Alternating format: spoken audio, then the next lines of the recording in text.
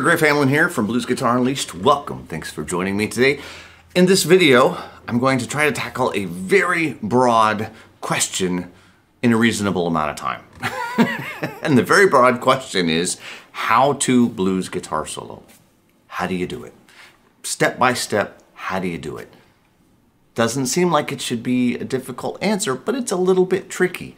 So let me run you through a few basic, very important things, problems that I often see. First of all, when people come to me and ask me questions about this kind of thing, the first problem I see that happens a lot is people aren't actually playing over a blues. Okay, so a blues has a few important things. In order to play a blues, you're using either all minor chords,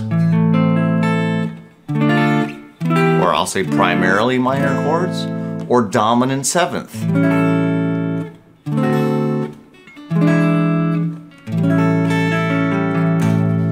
You also will primarily have what we call a 1, a 4, and a 5. So let's say you have blues in, pick your key, A, B, C, D, E, F, G, X, Y, Z, doesn't matter. Okay, we only have A through G. Any sharps or flats, right? Any of the 12 notes.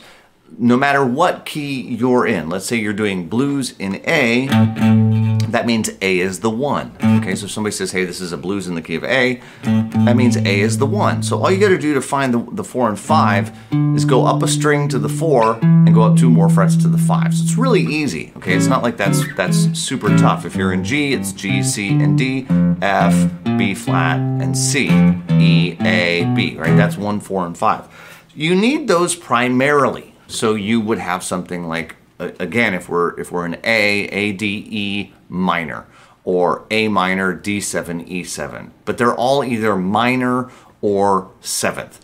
Typically, they're going to be dominant 7th chords. The majority of blues that you will hear out there, they're going to be dominant 7th chords. A7, D7, E7, or in the key of G, G7, C7, D7. Now, there are some variations. I know I'm talking kind of quickly, I'm going through this fast, but there's some variations.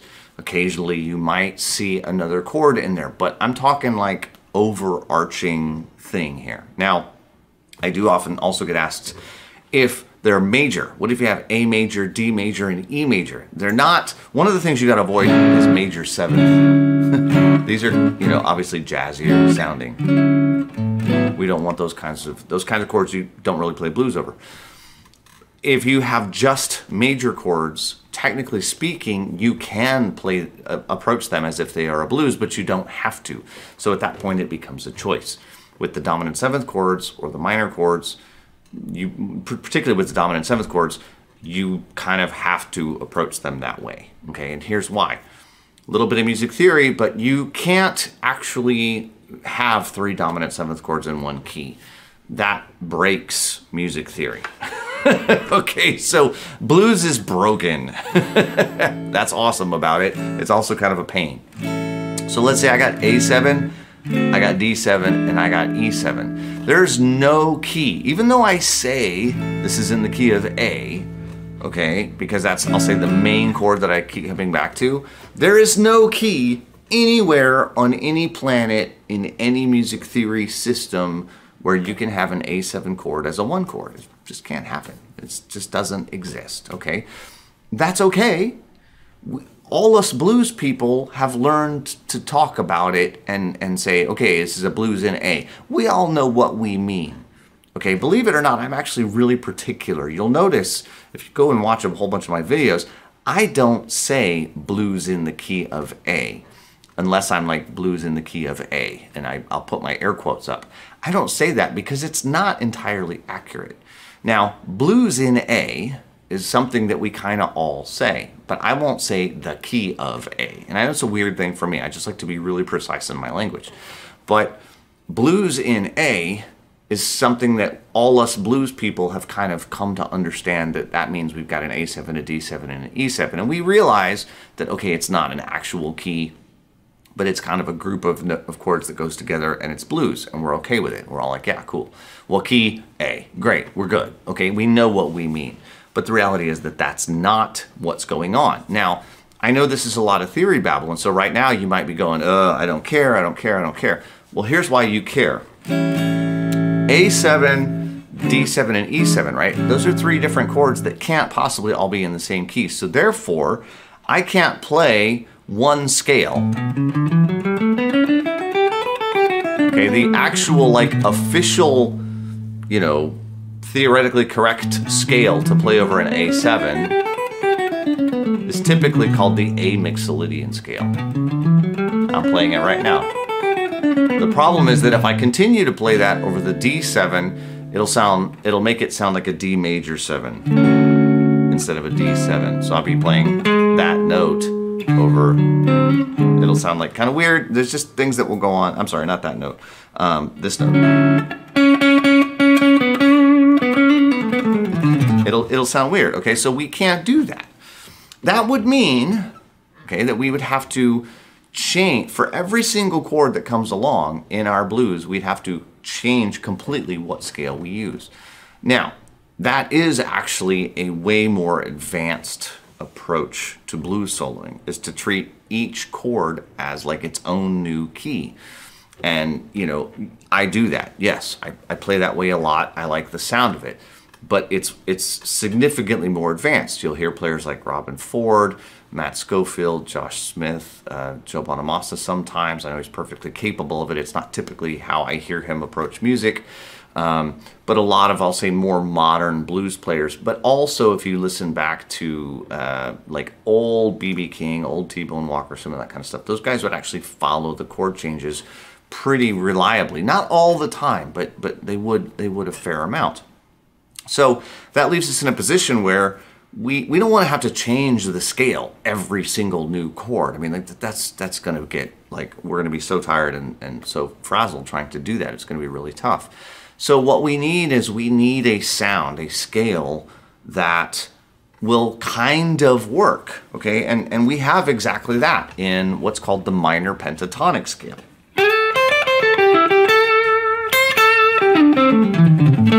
Now, there's the minor pentatonic scale in and of itself is only 5 notes. In A minor pentatonic is A, C, D, E, and G.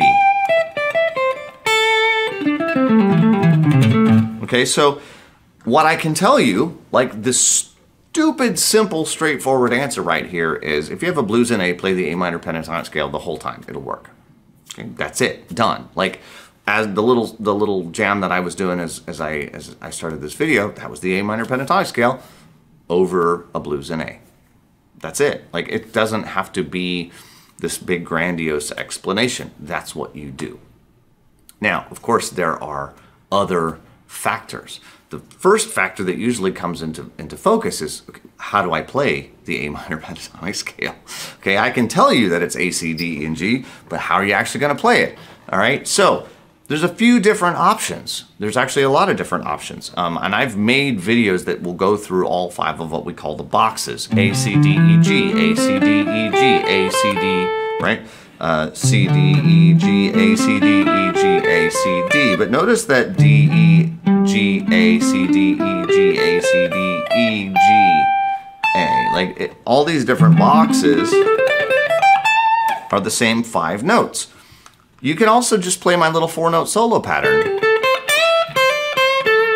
I have the A, the C, the D, the E, and there's the G down there. Okay, and in fact, if you are new to soloing, or even if you've been soloing for a long time, but don't maybe love what you play, I encourage you to check out. I have a video called the 4-Note Solo. I'll try and leave a link nearby. It's a great thing to go through. It's a great lesson to go through. It'll take a little bit of time. There's 24 bars of solo to it, but it'll show you that you don't need to be able to play the minor pentatonic scale all over the fretboard to make a good solo.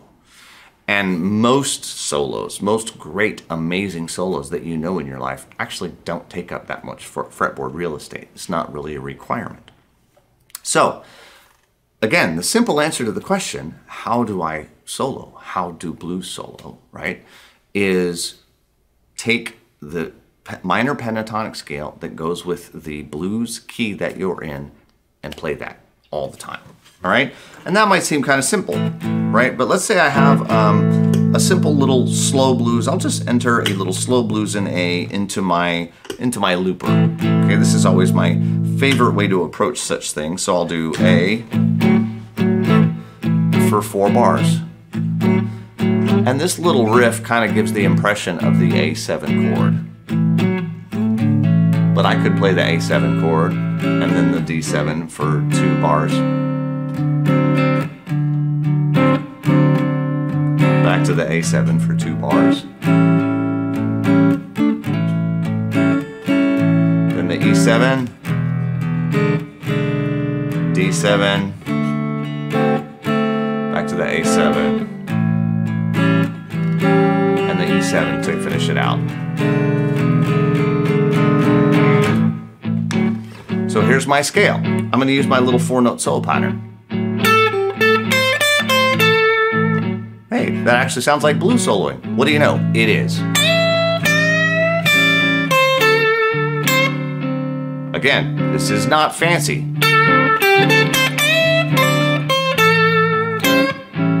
Very straightforward, right? What if I take that same pattern and I move it down an octave?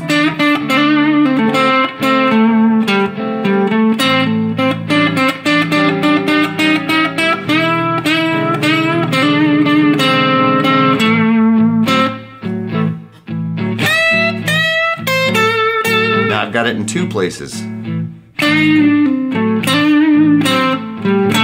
Notice that as the chord changes,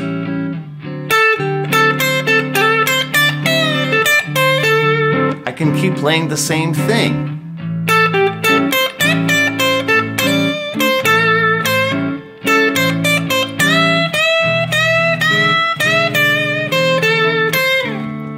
All right, so you kind of get the idea. It's really, you just got to make some stuff up at that point. But here's what's going to happen. If I just say, that's it, there you go, it's probably not going to work out so well. Okay, because you don't have any vocabulary. Okay, so I want you to think about soloing kind of like learning to speak another language. Okay, let's say that you're a native English speaker watching this video, and let's say that you learn some words in French. Okay, you learn some phrases. Parlez-vous français? I don't speak French. That's the only one I know. Okay, so you learn that phrase, and let's say you learn a few different phrases, and you're like, okay, I know how to order a hamburger. I know how to ask where the bathroom is, right? You can say these few things in French. And then you don't go to France. You never hang out at French restaurants. You never talk to anybody who speaks French. And a year later, you all of a sudden find yourself in a French restaurant and you can't remember any of the French that you learned. Of course you can't, because you didn't use any of it. Okay, so you have to learn some phrases. Okay, we tend to call them licks in guitar speak. We call them licks, but they're phrases. It's the same thing. Okay, so you might have a phrase, okay, which has a bend, and then I release it, and then I come down, and then I hit the root. And that's a very simple phrase. Okay, but what's most important about that is when I play that phrase. And this is the thing that is most often neglected. And you will hear me talk. If you watch a lot of my videos, you will hear me talk a lot about counting and timing and getting that your inner clock working well. And all of that stuff is probably the biggest ingredient of soloing. Okay, because as you can see, assuming that you're playing over a blues, it's not hard. It's one scale with 5 notes in it. It is not brain surgery by any stretch. So why is it so difficult? And it's so difficult because you have to get the timing down. You have to play stuff at the right time. I can take the same phrase and play it 20 different ways and have it sound lousy. But then I can play it just right, just in the right place, and it can sound amazing. Okay, so I want you to keep that in mind. As you go forth from this video, you're undoubtedly going to be like, okay, I need to learn some licks. Yes. First of all, go check out my 4-note solo video. I think that'll help you a lot. But you can see I got a bunch of other videos with a bunch of other licks from either box 1 or box 4 or box 3. I've got licks from all different places, from the house pattern, from the 4-note solo pattern. There's all these different patterns with all these different licks that are out there. Make sure you know when to play them. That will factor in more than anything. In this case, 1, 2, and 3. Okay, so it starts on the 1 and 2 and 3, right? If I have my little looper, 3, 1 and 2 and 3 and 4 and 1 and 2 and. What if I start it like on beat 1? I can't even play that. It feels so awkward. How about on beat 2? 1, 2. Again, feels super awkward, okay? Because it doesn't start on a downbeat, it starts on an upbeat. So what if I do like 1, 2, 3? That works, okay? That works just fine for me. I can play that. Pay attention to stuff like that because it will make the difference. Okay, so I know this isn't one of those videos where I've said, hey, here's a bunch of licks, go learn them. That's not what this is about. This is about teaching you how to learn, okay? So this is how you blues solo. You can noodle around all you want, and I do encourage you to do that. You can take something like the 4-note solo pattern, or if you learn one of the boxes like box 1, or I start with box 1, please. But you know, 2, 3, 4, 5, whatever. You can learn the 5 boxes. All of that stuff is easily available, very easy to find. That won't make you solo. It just won't. Learning more boxes, learning more patterns is never going to be the key to more soloing. 95% of all the music I've transcribed in my life comes from box 1 and the 4-note solo box, like together, those two together. That's probably like 95% of what you hear. Like you listen to Albert King, you know, Billy Gibbons, Eric Clapton, truly, it doesn't matter who you listen to, that's what you hear most of the time. So keep that in mind. It is never going to be about how many patterns you learn, how many scales you learn. It's always going to be about how can you play these licks and really nail the time and get them right when they're supposed to be. That's always going to win the day. Okay, so hope you dig the video. As always, I'm Griff Hellman from Blues Guitar Unleashed. Like I said, I will leave links near this video. You can check out, I've got the All Access program. You can get access to all of my courses, 50, however many of them there are now. The 4-note solo, it's a free class you can go through. I really, really want to encourage you. If blues soloing is what you want to get into, please go through that. And I'll see you next time. Take care. Bye-bye.